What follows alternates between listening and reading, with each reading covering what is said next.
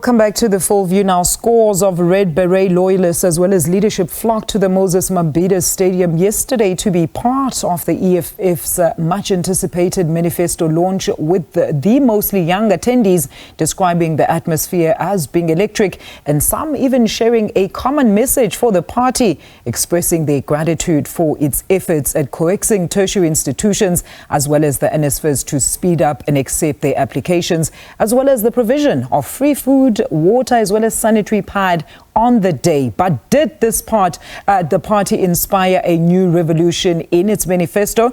UNISA Political Expert Sanet Solomon joins us now to further unpack this. Sanet, thank you so much for joining us. Look, did the EFF manifesto achieve its narrative of not only garnering support ahead of the upcoming elections, but also capturing the youth's voice and inspiring change in our current political landscape, you think?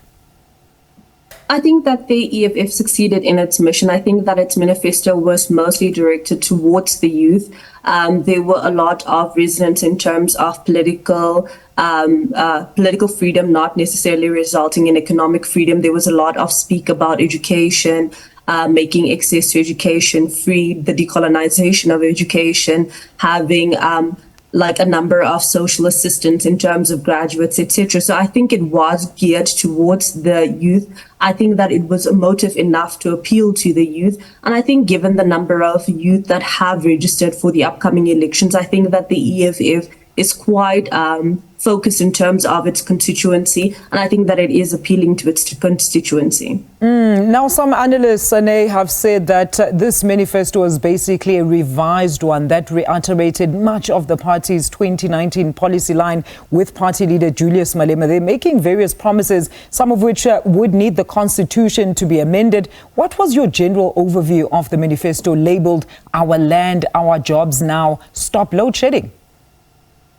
I think that for a number of times, Julius Malema has been very clear in terms of what their objective is. They would like to get land for the people. They would like to get economic freedom. And I think as a result, he hasn't shied away from the primary message, and he's been continuing in terms of that primary message. There were a number of changes, but mostly it was the same.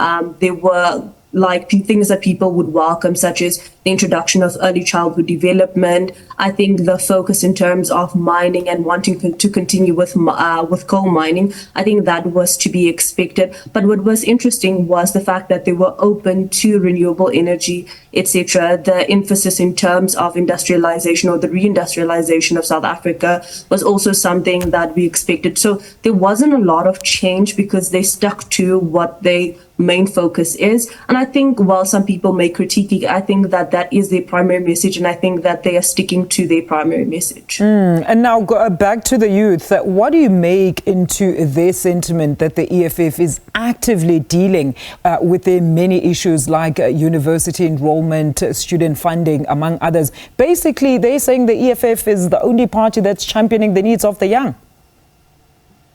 I think that for some people, I think that is quite true. If you take some universities, the SRC on those campuses tend to be predominantly EFF SRC. So you see them a lot on the ground. You see them helping students with registrations. You see them helping students to look for student accommodation and so on. And while those may not necessarily be things that people working and also those who are not working are looking for, those are things that are quite pressing and things that are quite important to students. Because at the end of the day, those students want to feel that their interests are being prioritized. And I think that the EFF have managed to succeed in terms of doing that. And noteworthy, Sanet, was of course the absence of the entire party from the SONA this week, arising from that court order barring some of the leaders of the organization from attending Parliament. But talk to us about how this could be a good or a bad thing for the party. And the nagging question was, of course, the timing of the ruling, as well as the announcement about the parliamentary